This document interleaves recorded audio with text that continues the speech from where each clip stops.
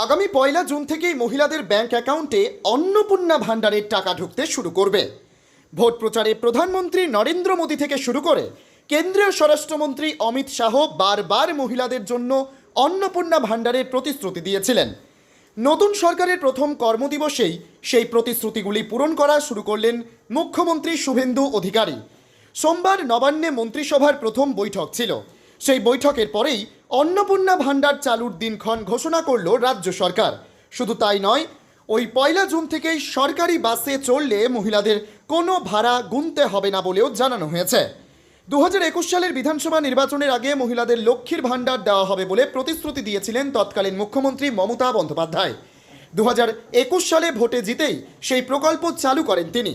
প্রথমে মাসিক 500 টাকা দিয়ে শুরু হয় ওই প্রকল্প। তারপরে ধাপে ধাপে সেই টাকার পরিমাণ বেড়েছিল।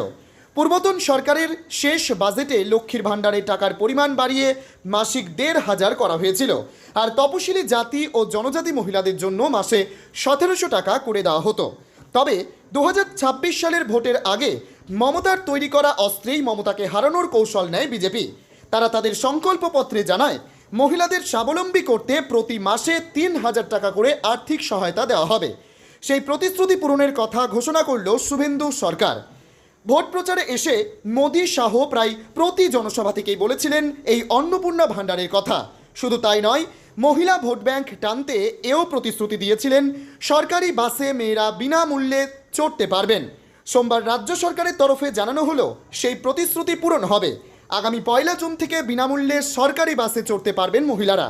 উল্লেখ্য, দিল্লিতে অরবিন্দ কেজরিওয়ালের সরকার প্রথম এই সুবিধা চালু করেছিল। দিল্লিতে সরকার বদলেছে, তবে কেজরিওয়ালের চালু করা সুবিধা এখনও বহাল রেখেছে দিল্লির বিজেপি সরকার। অন্নপূর্ণা ভাণ্ডার পেতে কি নতুন করে আবার আবেদন করতে হবে, প্রশ্ন যাচ্ছে অনেকের মনেই।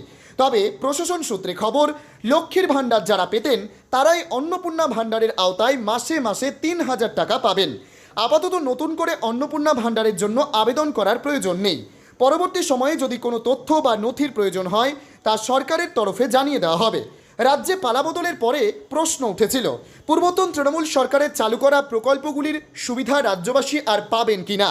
সেই সংশয় নিরসন করে সোমবার প্রথম মন্ত্রিসভার বৈঠকের পরেই শুভেন্দু জানিয়ে দিয়েছিলেন, রাজ্যবাসী আগে যেসব সামাজিক প্রকল্পের সুবিধা পেতেন এখনও তা পাবেন। তার কয়েক ঘন্টা যেতে না যেতেই অন্নপূর্ণা ভাণ্ডার চালুর দিনক্ষণ জানিয়ে দিল রাজ্য সরকার। নবান্ন সূত্রে খবর, আগামী সোমবার আবার মন্ত্রিসভার বৈঠক ডেকেছেন মুখ্যমন্ত্রী। সেই বৈঠকে বেশ কিছু প্রতিশ্রুতি কার্যকর করা হতে পারে।